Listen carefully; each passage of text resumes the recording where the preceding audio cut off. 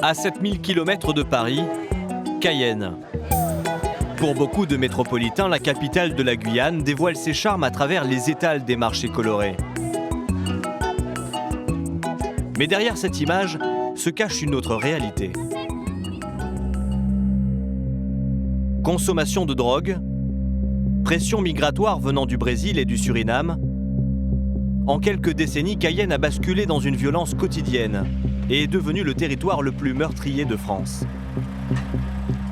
Un niveau de criminalité qui occupe quotidiennement les gendarmes d'élite du GIGN de Guyane.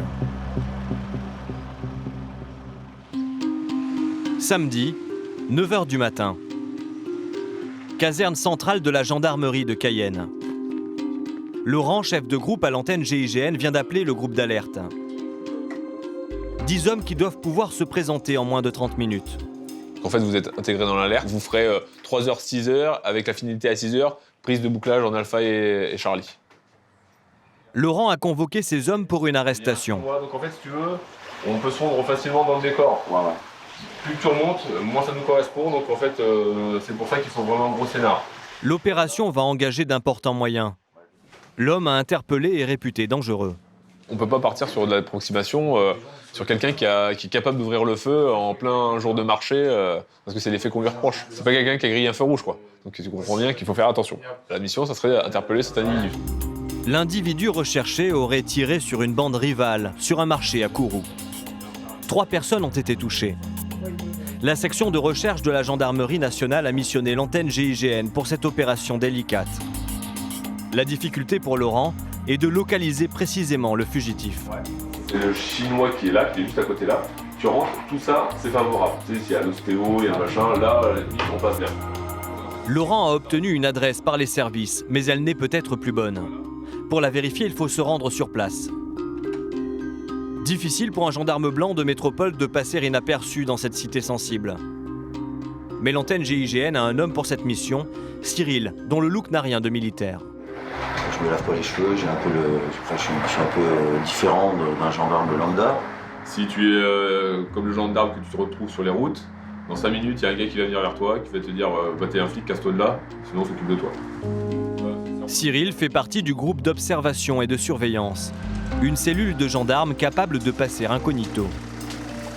On va prendre le temps de faire un petit tour d'horizon avec les téléphones, avec les caméras qu'on a, et puis après il y en a un qui va sortir en faisant semblant de bricoler, et puis un autre qui va faire un petit tour. De toute façon, c'est pas forcément, c'est pas réellement dangereux. Le truc que nous on veut pas, c'est griller à la mission en se faisant capter, en étant quelqu'un de blanc qui vient faire un tour dans la cité. Donc on essaye le plus souvent d'être monsieur tout le monde. En Guyane, les 3/4 de la population sont noirs de peau ou mulâtres. Cyril vient de Lille en métropole. Malgré sa barbe et ses longs cheveux, il aura quelques difficultés à passer pour monsieur tout le monde. Là, il est parti faire le tour du bâtiment, voir ce qu'il y a en hauteur, s'il y a du monde autour, s'il y a des squats, s'il y a des rassemblements. Et le but, trouver la boîte aux lettres, le nom de la personne qui nous intéresse. Tu sais quoi? La dernière fois, j'ai mis 3 semaines à trouver l'adresse. Et ben là, c'est au premier étage, c'est exactement ce qu'il nous a dit. Du coup, je vais les appeler pour leur dire ça. Et ce qui joue en notre faveur, c'est le temps. Quand il pleut, il y a beaucoup moins de monde dehors. Parce que là, Après, tu m'entends? Donc on a trouvé. Et le bâtiment est sur ta gauche. C'est marqué. Il y a 2 entrées. C'est la première entrée, ce sera l'entrée à droite du bâtiment. C'est au premier étage et c'est la porte de gauche. Il pleut, il y a des gens qui bricolent, mais dans la cage d'escalier, il n'y avait personne. Ok, d'accord. L'appartement est maintenant localisé. Demain, c'est Laurent qui commandera la colonne d'assaut. C'est ta façade Charlie, ça? Ouais. Donc là, ça c'est côté droit, ouais, c'est 803, ouais. 800. C'est un palier, non, tu vois, il y a de la vie là. En tant que chef de groupe, il doit envisager tous les scénarios. Donc là, on va revenir, on va redescendre. Tu vois, il y a un parapluie là. Tu veux? Et observer les moindres détails. Et là, il y a une fenêtre ouverte avec une picolette là. Comme la présence d'un oiseau dans une cage. Picolette, c'est des petits oiseaux que les Guyanais ont. En fait, c'est un oiseau qui apprend des chants, des nouveaux chants, et en fait, C'est un truc très local, quoi. Ça coûte très cher. Et qui dit picolette dit forcément qu'il y a quelqu'un. La picolette, le petit oiseau local sur la terrasse de l'appartement, indique une présence. Reste à savoir si la cible de Laurent vit bien là tous les jours. Alors, une caméra va être installée dans un véhicule banalisé face au domicile de la personne recherchée. Elle va filmer pendant 24 heures les allées et venues. Et le résultat va être surprenant. Le GIGN de Guyane est une unité emblématique de la gendarmerie. Des militaires d'élite spécialement entraînés à intervenir dans les situations les plus difficiles, comme des prises d'otages ou la protection de hautes personnalités en visite officielle. S'il veut terminer son entretien, il a quelques minutes encore, mais je pense que le temps presse. Ces gendarmes suréquipés sont aussi en charge de l'arrestation de fugitifs très dangereux. Il est placé en garde à vue pour des faits de tentative de meurtre. En Guyane, les hommes du GIGN font face à des individus souvent armés. Ils viennent des pays voisins. On a des adversaires qui, de par le Suriname ou de par le Brésil, amènent des armes de guerre sur le territoire. Jean-Michel est le commandant de l'antenne de Cayenne. Il a 30 ans d'armée et de gendarmerie derrière lui. À la différence du GIGN en métropole, avec ces hommes, il n'agit pas seulement en ville ou à la campagne. Il mène aussi des actions sur les fleuves de la jungle amazonienne pour interpeller des contrebandiers ou des groupes mafieux. Si c'était facile, on ne fera pas appel à nous. Ici, l'antenne GIGN a également pour mission de lutter contre les chasseurs d'or clandestins au cœur de la forêt équatoriale. Pour les surprendre, les gendarmes mènent des opérations commando en hélicoptère. De la jungle aux cités sensibles, immersion avec le GIGN de Guyane, qui sort en opération plus de 300 fois par an. Objectif atteint, super.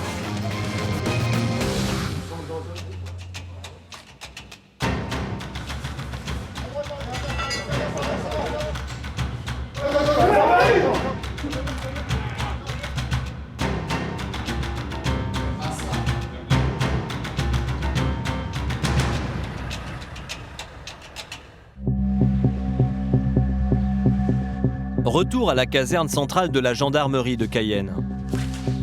Depuis 24 heures, le groupe d'alerte de l'antenne GIGN est activé.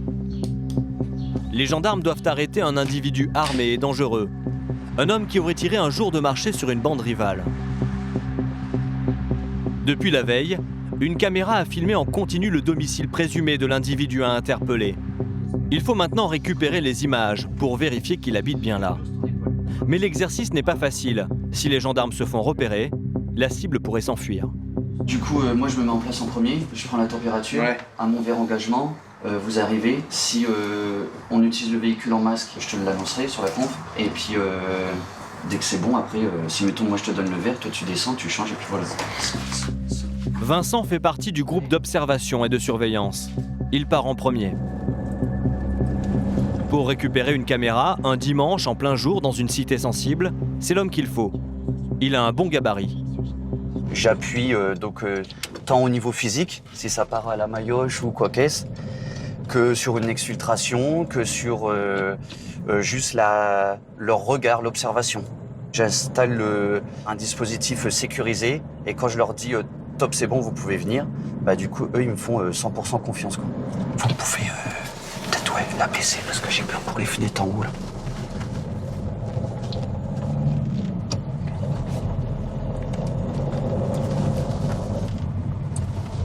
Ok.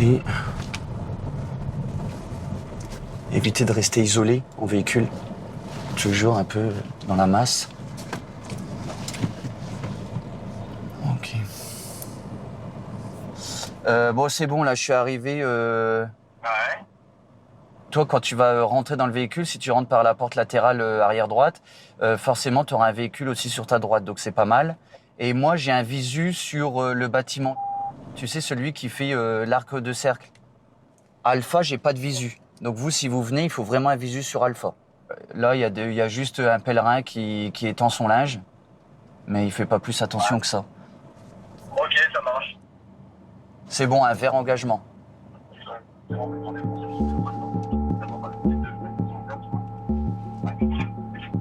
but, c'est juste de récupérer la clé USB qui a filmé pendant 24 heures. Il y a toutes les données vidéo des entrées et sorties sur le bâtiment en espérant avoir filmé la target, quoi, l'individu qu'on veut interpeller. Répète, Nounours.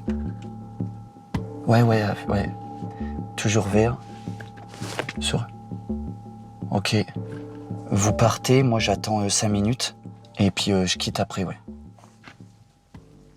Yes. Ouais. Moi je reste pour voir si ça n'a pas attiré l'attention, le fait qu'on aille dans le véhicule. Et puis pas non plus faire, quand t'as un véhicule qui s'envoie, il y en a tout de suite 2-3 qui s'en vont aussi en même temps, quoi. Ils pourraient nous relier. Une demi-heure plus tard, c'est l'instant de vérité. T'as quoi toi? La mise en place.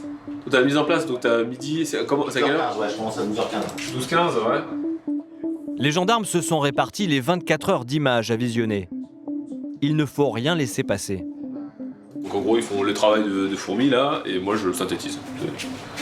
Donc du coup, on a dit midi, et midi aussi. 6h, là, le seul truc que j'ai, c'est un aller-venu à 4h21. Ah! Toi, tu termines à 6h, c'est ça? Ouais. Ok.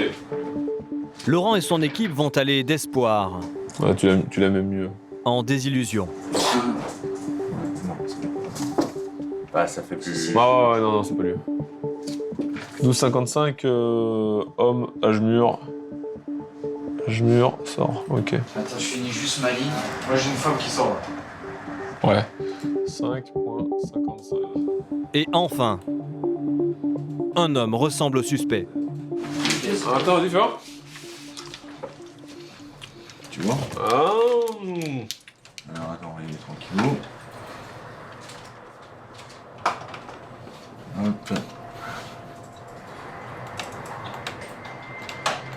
Ouais, c'est bien c'est tout bon. à l'heure, mais... Ok. Donc, Quand même d'exploitation. ouais. Parce que peut-être qu'il va revenir avec des potes. Là, il sort, il rentre. Ah, il sort les poubelles. Il sort les poubelles. Il sort les poubelles, mais il a le collier, quoi. Ah, après, il est collier, quoi. Après, bon, c'est un collier, mais... Ah, si, c'est lui. Ouais, ok. C'est votre homme? Ouais. Il a quand même, morphologiquement, il y ressemble, il a des accessoires. C'est pas du 100%, mais on est quand même sur un bon 80%, quoi. À 80%, une décision doit être prise. Et ça, c'est la responsabilité d'un seul homme. Et on vient de retrouver un truc à 38, là. Alors, à 28, regarde, tiens, remontre quand il est chimé, s'il te plaît. Le commandant de l'unité, Jean-Michel. À minute 37. Et On y va. ouais. Ouais, on y va. Ok. La décision est prise. Le commandant veut une intervention immédiate. Pas question d'attendre le lendemain matin, comme cela se pratique habituellement. Cette fois, l'individu est trop dangereux pour laisser passer une occasion de l'interpeller. L'articulation, cellule bouclier, il y aura Jean-Mi, il y aura moi derrière, tu seras juste derrière moi, ou alors derrière Jean-Mi, d'accord? Et les fracs en dernier, ok? On va monter l'escalier, le bouclier va prendre appui sur la 802, et on va tous passer derrière, d'accord? Tu te poses devant le 802, paf, ça tourne, ça passe derrière, tu vois que les fracs se mettent en place, tu recules, tu la laisses travailler, et après on y va. Les gendarmes utilisent un véhicule banalisé pour rejoindre le cœur de la cité sans se faire repérer. Allez, gars, on se concentre, on y va. Allez, gars, on se remémore ses places, ce qu'on doit faire. Les fracs, action de les fracs, tu jettes juste un coup d'œil, ça c'est en place. Ça sera le temps. Le commandant Jean-Michel donne ses dernières instructions. Après, Polo, on sait pas ce que c'est l'appart, donc on fait de la force souplesse, hein, Polo? On sait pas ce que c'est l'appart, hein, donc ce sera toi nos yeux et qui va diriger la colonne d'assaut. À gauche en sortant.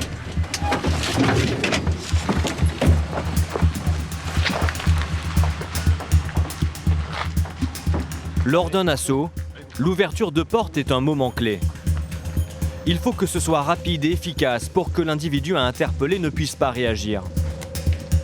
Les gendarmes du GIGN de Guyane sont équipés pour ouvrir n'importe quel type d'accès.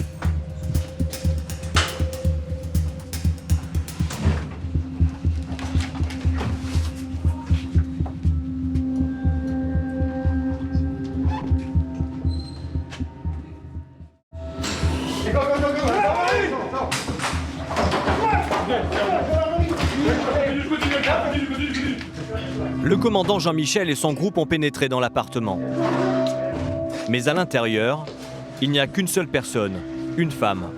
C'est la mère du fugitif. Il est parti à quelle heure, madame, vous savez? Hier soir. D'accord. Il n'est pas rentré depuis. Ok, merci. L'homme est parti dans la nuit. Laurent et son équipe avaient effectivement aperçu une personne rentrer puis ressortir, mais avec une silhouette totalement différente. Il s'est barré. Hier soir? Ouais, en fait, il y avait... on a vu un mec, tu sais, à minuit 28, on a vu un mec complètement chimé remonter. On l'a revu ressortir 5 minutes plus tard, mais tu sais, tout frais, quoi. Quelques instants plus tard, coup de théâtre. La mère du jeune homme reçoit un appel. Dépêche-toi de venir. C'est son fils. Tu es où là? Eh ben dépêche-toi, dépêche-toi. Elle le sermonne au téléphone. Tu devais aller auditionner. Mais pourquoi tu n'as pas été auditionné? L'enquêteur de la brigade de recherche prend le relais. Il veut profiter de cet appel pour le convaincre de se rendre. Donc, on veut te voir, d'accord? Parce qu'on a des choses à te demander. Ok? Donc là, on va pas perdre patience, donc tu le fais rapidement. Donc à 17h30, tu te pointes là-bas à la Madeleine, d'accord? C'est dans ton intérêt, hein? Eh justement, donc dépêche-toi. Ok? Je t'attends là-bas, moi. L'enquêteur pense avoir persuadé l'individu. La perquisition. On va à la Madeleine? Ouais, on va aller à la Madeleine, ouais. Vous allez venir avec nous là-bas? Lolo, on enlève le discours. Les gendarmes le savent. Sous la pression des familles, il arrive qu'un fugitif se rende. On a réussi à avoir le contact téléphonique. Il y a eu une discussion qui s'est engagée avec les enquêteurs.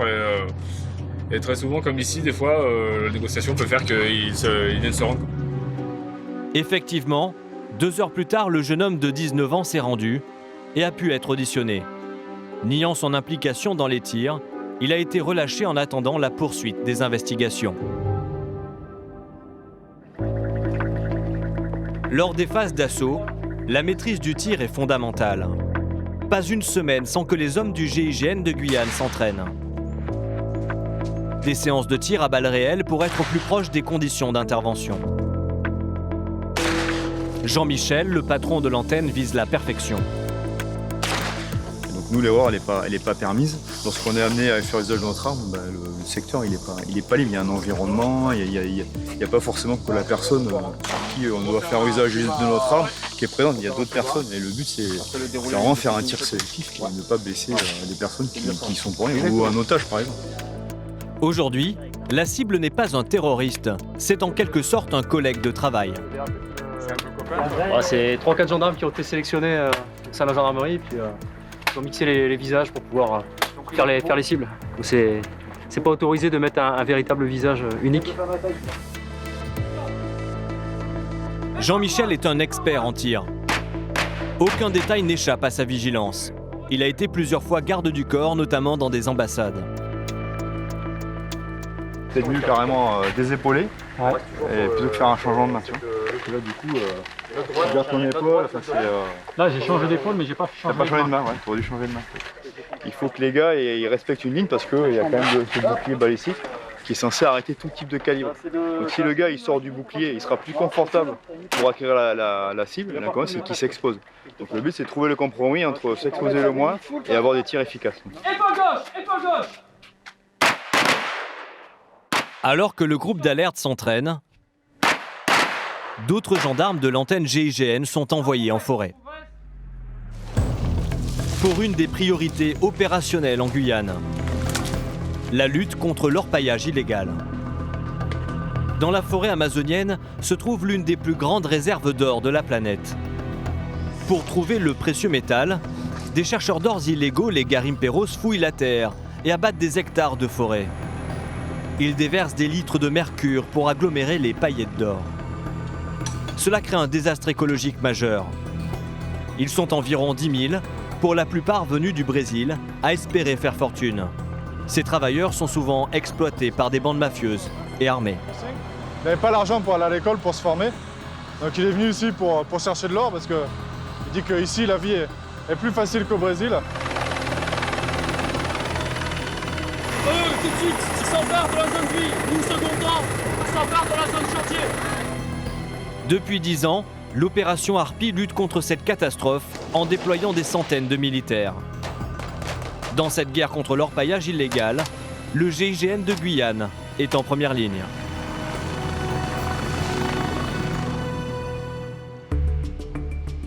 À la base aérienne de Cayenne, une importante mission commando se prépare. Une spécialité de l'antenne GIGN, des opérations coup de poing contre les orpailleurs. Le chef de mission, c'est le capitaine Nicolas, un jeune officier récemment sorti de Saint-Cyr. Il a reçu du renseignement militaire des informations sur des activités illégales à 1 heure d'hélicoptère de la base. On a repéré plusieurs sites de travail, donc avec des moteurs, avec des zones vives à proximité. Donc l'objectif, ça va être de s'emparer de ces sites le plus rapidement possible. Donc on va jouer sur l'effet de surprise. Ça nous permet en fait en quelques minutes de prendre position sur les lieux de travail des Garimperos. Parmi les gendarmes choisis pour cette mission, 3 chargeurs garnis, faux thermique, une fume. Il y a Tom. Avec son mètre 93, en forêt, c'est un militaire qui en impose. C'est la masse. Ouais, ça me tape. Mais ça lui donne aussi un privilège dont il se passerait bien. Merci, t'as un problème? Ah, j'ai le GPS aussi. T'es au taquet là. Sans toi, la mission ne se fait pas. C'est souvent lui qui emporte le plus de matériel sur le dos. Voilà, j'ai une radio, une grenade de désencerclement, un GPS et un téléphone de satellite, un pot thermique donc pour cramer les moteurs et une masse pour casser les moteurs pour pouvoir y mettre le pot thermique. Voilà. On est pas mal. Tom va devoir porter plus de 20 kilos. Le site que le renseignement militaire a repéré est situé à 180 km au nord de la position de départ. Des chasseurs d'or, les Garimperos, ont été aperçus lors de vols de reconnaissance.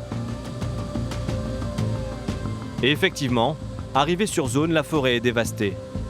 Vu la couleur de l'eau, il n'y a aucun doute. Là, tu vois la différence de la flotte là? Ouais, elle est bien noirâtre quoi. Donc là, tu sais que ça refait quoi. Ça brasse. Et quand c'est marron comme ça là, c'est... Ah, quand c'est marron comme ça, c'est que c'est orpaille là. Il s'agit bien d'un site d'orpaillage illégal.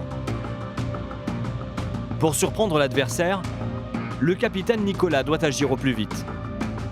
Là, on va avoir une machine qui va se mettre en appui avec des tireurs embarqués pour sécuriser la dépose. L'objectif, c'est de réduire au maximum cette phase d'observation pour les prendre par surprise, pour ne pas que les Garimperos aient le temps d'emmener leur matériel. Nicolas doit déposer son unité en moins d'1 minute. Il te guide, là, il s'est mis en appui sur la zone de posée. Donc au niveau, c'est 9h. Ouais, là où il s'est mis en appui. Ok, donc c'est au plus loin là-bas, ça marche. Cette phase de dépose est la plus délicate. Les gendarmes sont à découvert et peuvent être pris sous le feu de l'ennemi. Protégés par des tireurs embarqués, Nicolas et Tom font leur progression. Et à moins de 100 mètres de là, hey, un placard. Tom a la confirmation que le site est bien en activité. Cet homme est un Garimpero. Civil. Tom va essayer de lui soutirer des informations. Il est marié à une Brésilienne et parle parfaitement le portugais. Tem muito pessoal aqui? Quantas pessoas? Só 5? Aonde é o Cure-Hotel? Lá na frente. Ils sont 5 ici. Alors, quand tu nous as vus, il est parti une fois qu'on est à côté. Bon, il a dit ça sert à rien de courir. Pas moi qui travaille ici. Pas difficile? Difícil. Muito difícil, muito duro para furar. É uma madeira muito dura, tá? Cheio de terra. Ah, Pierre, la terre elle est dure, donc ils ont du mal à la péter. Aqui é mais facilidade que no Brasil, né? Para ganhar dinheiro. Il n'avait pas l'argent pour aller à l'école, pour se former. Donc il est venu ici pour chercher de l'or parce qu'il dit qu'ici la vie est plus facile qu'au Brésil. Et qu'ici il peut marcher avec ses bijoux, avec ses montres en or, on le braque pas, alors qu'au Brésil, vraisemblablement ça serait le cas pour lui. Ce Brésilien ne sera pas arrêté. La priorité aujourd'hui, c'est la destruction des outils de travail. Détruire un maximum pour frapper au portefeuille. Son moteur ne travaille pas. Le moteur, ça permet de pomper la flotte pour envoyer jusqu'à la lance moniteur et du coup casser la pierre pour chercher l'or. Donc s'ils n'ont pas de moteur, ils n'ont pas de lance. S'ils n'ont pas de lance, ils ne cassent pas la pierre. S'ils ne cassent pas la pierre, ils n'ont pas d'or, donc ils ne peuvent pas travailler. Ils ne gagnent pas d'argent et ils ne peuvent pas manger. Et c'est un des trucs qui coûte le plus cher. Bon là, c'est un petit moteur, hein. C'est un monocylindre, ça va... Je sais pas, ça va jusqu'à quoi, des 6-8 cylindres, ça va, Eric? Ah voilà, 6 cylindres. Ça commence à coûter du pognon et voilà. Un site d'orpaillage, ce sont plusieurs hectares de forêt déboisée. 100 mètres plus haut, c'est un moteur 4 cylindres qui a été découvert. Un moteur qui en forêt vaut près de 10 000 €. Le détruire, c'est un travail sur mesure pour Tom. Mais même pour une montagne de muscles, l'effort est conséquent. Il fait 35 degrés à l'ombre et il y a 80% d'humidité dans l'air. C'est très contraignant, la chaleur, l'équipement. Faut taper avec dessus. En plus, tu vois, la position, c'est à moitié stable le truc, donc pas toujours facile. Tu mettras le tourner après.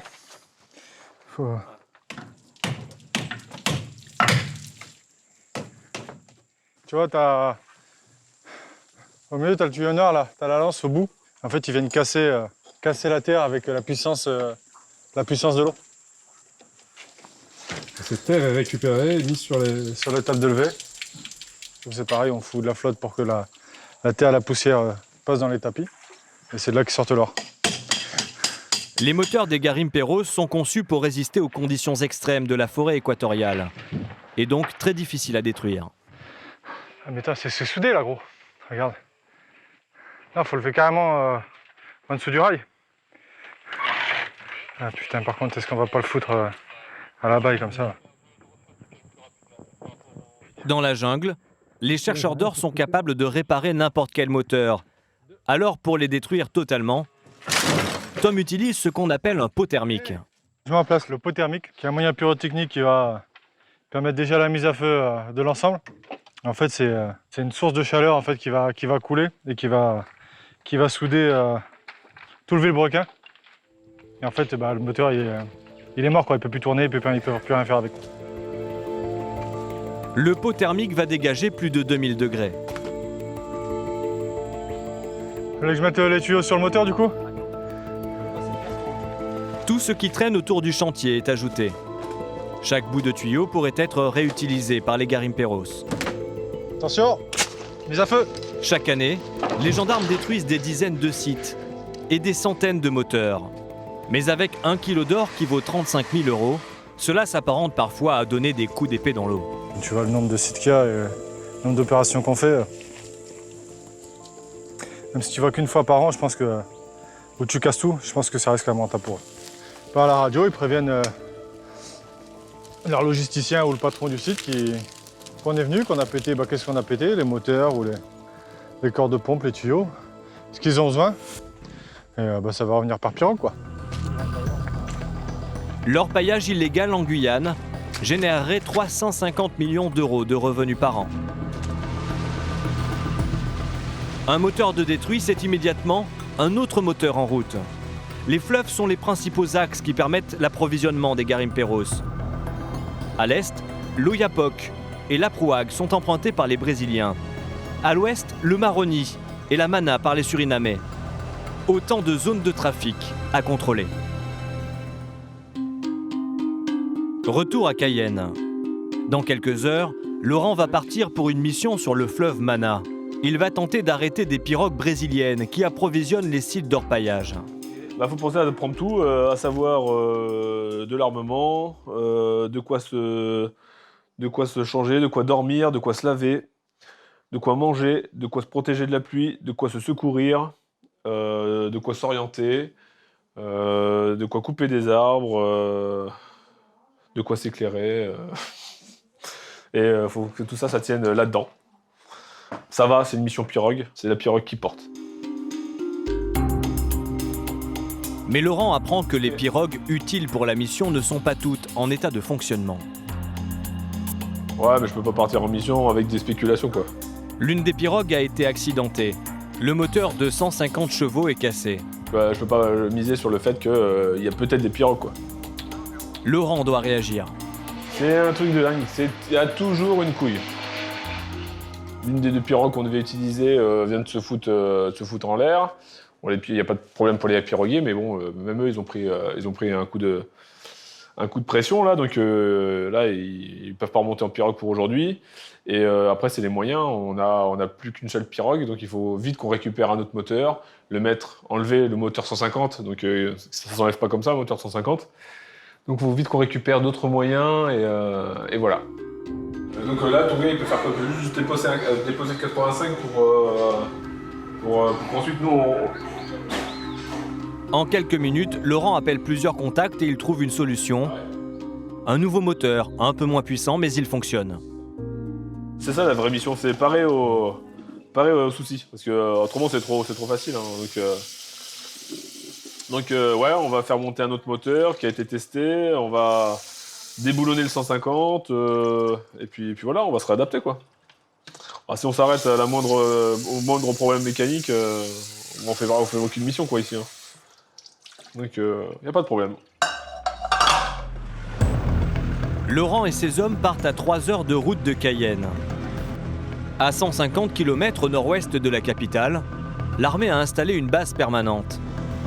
Ici, militaires et gendarmes travaillent conjointement pour contrôler cette zone de trafic.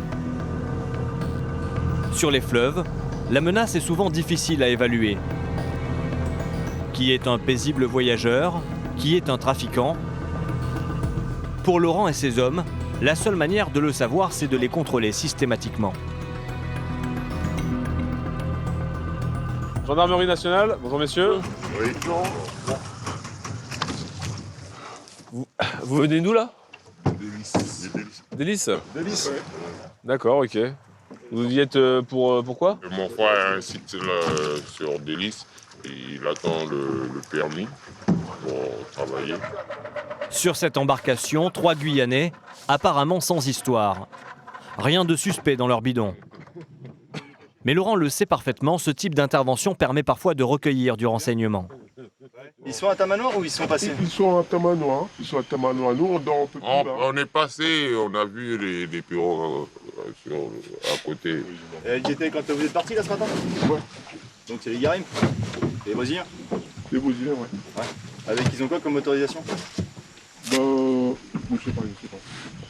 Ah, des machines. Ah, c'est une 85. C'est bon. Nous, c'est une 85, ouais. Et eux, ils ont quoi? Ah, 85. D'accord. Donc à Tamanoir, il y a 2 pirogues. Oui. 2 pirogues de Brésiliens à 1 heure de navigation, ce sont sans doute des trafiquants. Tous les gens qu'on rencontre, c'est forcément des sources de renseignement. Qu'elles soient fausses ou vraies, il y a toujours un petit élément à récupérer. Et puis voilà, donc là c'est intéressant parce qu'il nous confirme la présence de 2 pirogues.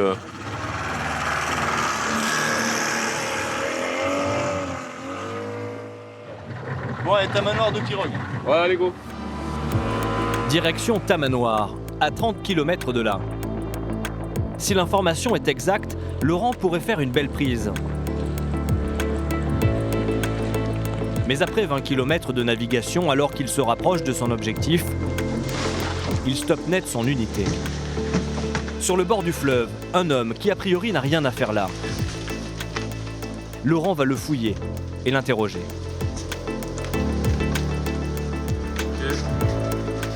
Il ne parle pas portugais, mais dans son équipe, il y a un lusophone, Cédric. Cédric! Ouais, viens. Un atout précieux pour comprendre les garimperos. Et l'interrogatoire du Brésilien va surprendre. Il y aurait des quads à proximité, ce qui veut dire qu'un site d'orpaillage est tout près. Aí eu ficar puxando o olho nas costas para ganhar dinheiro. Alors là, pour l'instant, il m'a dit que ces affaires ont été brûlées il y a 1 mois à peu près par des policiers ou des gendarmes. Il va être récupéré par un canoë ce matin.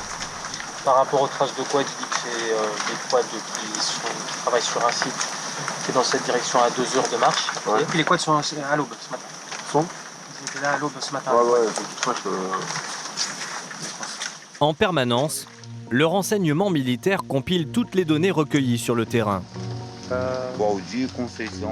La présence de sites d'orpaillage à proximité de la position des gendarmes est confirmée sur leur GPS. On a des points qui sont répertoriés. Sur la carte, il y a... Donc on va confirmer s'ils sont encore existants, s'ils sont encore actifs, s'il y a encore de la vie. Et là c'est 1 km, donc déjà... Ouais, les premiers points à 700 mètres. Donc là, ok, on est dimensionné pour ça. 700 mètres, c'est bon. Pour Laurent, la mission Pirogue se transforme en opération d'infiltration. Une longue traque commence au cœur de la jungle. C'est pas à 700 mètres dans la rue, rien à voir. En fait, c'est comme dans les routes de Corse, il faut mieux donner un temps qu'une distance. Et ben c'est pareil. Des fois, tu peux faire du 100 mètres par heure. Ça fout les boules, 100 mètres par heure. Et puis des fois, les trottoirs ils ressemblent à ça.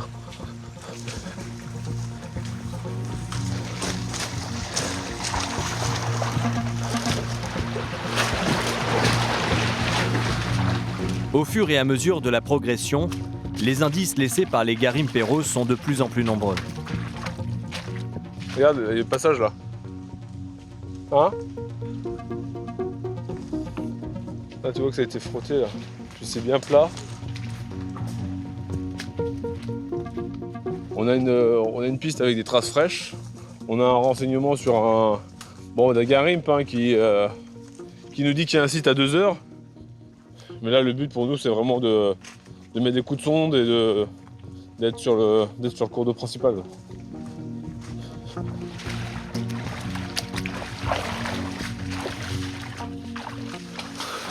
Regarde la couleur de la flotte là.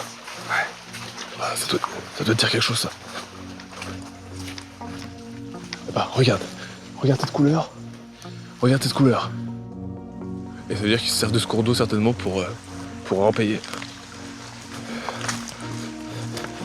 Effectivement, quelques centaines de mètres plus loin, les gendarmes arrêtent un autre Garimpero.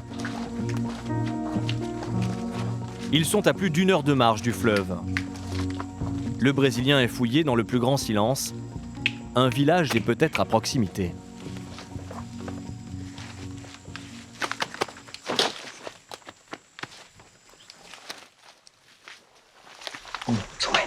So. Eh, quoi? 2 hommes, un quad. D'accord. 2 hommes, un quad, 1 heure de marche. 1 heure de marche pour aller jusqu'au Dégrade ou parce qu'on a déjà fait une demi-heure quoi? Ouais, 1 heure, non? Ouais. Non, ok. Voilà, chez Karaté. Sim. Vai, e aí sobe uma montanha. Ouais, c'est un petit peu vallonné. C'est pas de gendarme. C'est la première fois. Fais là. Ok. Il est pas très content de nous emmener, mais voilà quoi.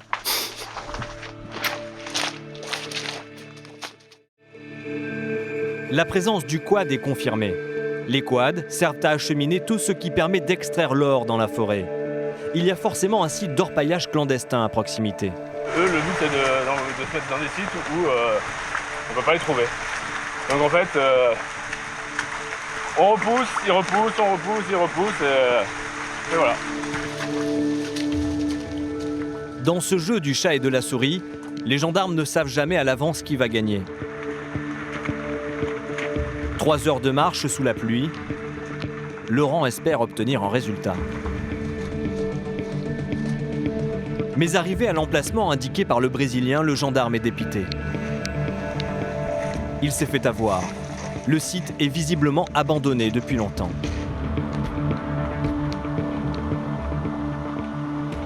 Là, voilà, des fois on perd, des fois on gagne. Celle-là, on a essayé de rebondir sur des éléments qu'on avait en cours de chemin, et puis des fois, ça mène à rien.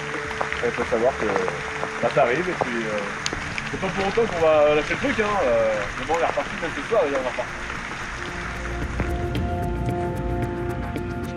En réalité, ce site délaissé par les orpailleurs traduit le succès croissant des opérations de gendarmerie. Les militaires gagnent petit à petit la bataille sur le terrain.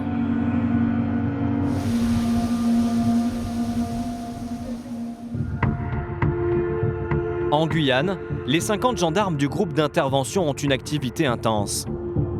À seulement quelques kilomètres du lieu où Laurent vient d'intervenir, la commune de Saint-Laurent-du-Maroni.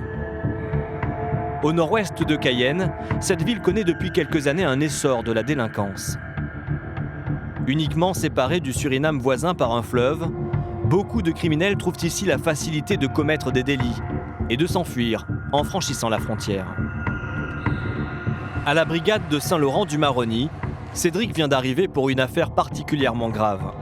L'antenne GIGN a été appelée, des coups de feu ont été tirés. Donc là, sur les faits, par rapport à ce que j'ai vu, sur le message, la demande de concours, dispute, il part, il revient, et là ils sont 3. Ouais, ils sont 3. Donc hier, moi, la victime... Ils sont 3 et c'est lui qui tire. Voilà. Il ramène un... Et l'arme utilisée, c'est une arme de chasse. Ouais, apparemment. J'ai donné les photos. Bonjour, c'est vrai. C'est l'adjudant Pascal de la brigade de recherche qui a demandé le renfort du groupe d'intervention. Il est confronté à une véritable guerre de bandes dans un des quartiers sensibles de la ville. Le conducteur de la Clio descend. La victime est en train de s'affairer à réparer son scooter. Il est assis sur une caisse, il s'affaire à réparer son scooter. Et l'autre arrive avec le fusil, charge le fusil, et à proximité, bam, lui tire dessus. Dans un bar. La Guyane détient un triste record national. 42 meurtres en un an. Et Saint-Laurent-du-Maroni n'est pas épargné. On commence à monter en puissance là sur l'ouest guyanais, dans la sortie des armes. On en est déjà là dans le quartier de la Charbonnière. En moins de 2 mois, on a eu quand même 3 faits avec des jeunes filles qui ont été en dommages collatéraux, qui ont reçu aussi du plomb. Voilà, en ce moment, ça sort les armes et puis ça tire un petit peu dans les bars, ça tire un petit peu la nuit. Avec un tel niveau de violence, hors de question de mener un assaut sans préparer l'intervention discrètement sur le terrain. Donc la maison, elle est située ici, tu as un grand chemin qui arrive jusqu'au bord de la route là. Et après, tu as la possibilité d'accéder jusqu'à la Balatée. C'est grillagé, on peut accéder derrière facilement. Tu peux y accéder derrière, c'est ouvert, ouais. Il y a des cabanons autour ou pas? Moi, j'ai pas vu de cabanon. Problème, pour Cédric et ses hommes, pas évident de se fondre dans le paysage. Il y a toujours du monde dans les quartiers, partout. Tout le monde parle, tout le monde est de la même communauté ou de la même famille.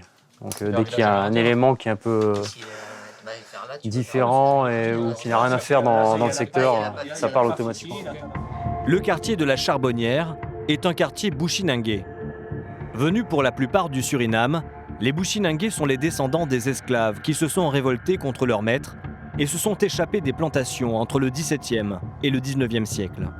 Dans ce faubourg de Saint-Laurent-du-Maroni, différentes ethnies cohabitent et souvent s'affrontent, rendant le travail des gendarmes très compliqué. Donc là, la difficulté pour nous, c'est la reconnaissance. On ne peut pas faire plusieurs passages avec le véhicule, parce que le véhicule va faire tâche directement dans le décor. Un premier passage, un deuxième, là ça va commencer à faire tilt au niveau du quartier.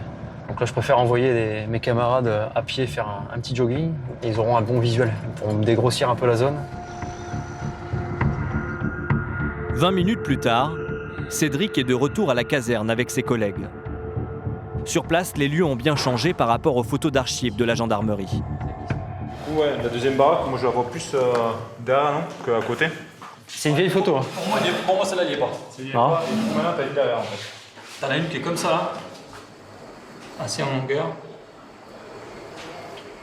Collée. Ouais. Là, t'as une toute petite. Comme ça. Après, de là, ça me paraît c'est clôturé, mais c'est ouvert aussi. Là, on fait un plan des lieux, un plan de masse. Donc là, j'ai mon chef d'observation qui est venu sur les lieux. Donc il est plus à même de me faire le crowbar. Et par rapport à ça, il y a une manœuvre qui va être établie. Un GM, celui-ci plus celui-là, et Jean. Que toi, si tu es ici, c'est un peu plus délicat. Il faut faire que tu gères l'ensemble qui est là. Tu as beaucoup trop d'ouverture. Le mur qui est là, le bâtiment, annexe 1 et annexe 2. L'assaut s'annonce compliqué et va demander l'intervention d'une douzaine d'hommes. Les renforts sont arrivés de Cayenne. Dans quelques heures, Cédric conduira sa colonne. Ouais, on dort sur la terrasse quand on vient à Saint-Laurent. Habituellement, on dort ici, on installe les hamacs. Juste le temps provisoire et puis pouvoir faire l'opération demain matin. Comme ça, on se donne rendez-vous avec les enquêteurs et les personnels qui sont en renfort directement ici pour faire le brief. C'est un gain de temps pour nous. C'est pas mal nos chambres là. Il n'y a qu'ici on fait ça. Hein.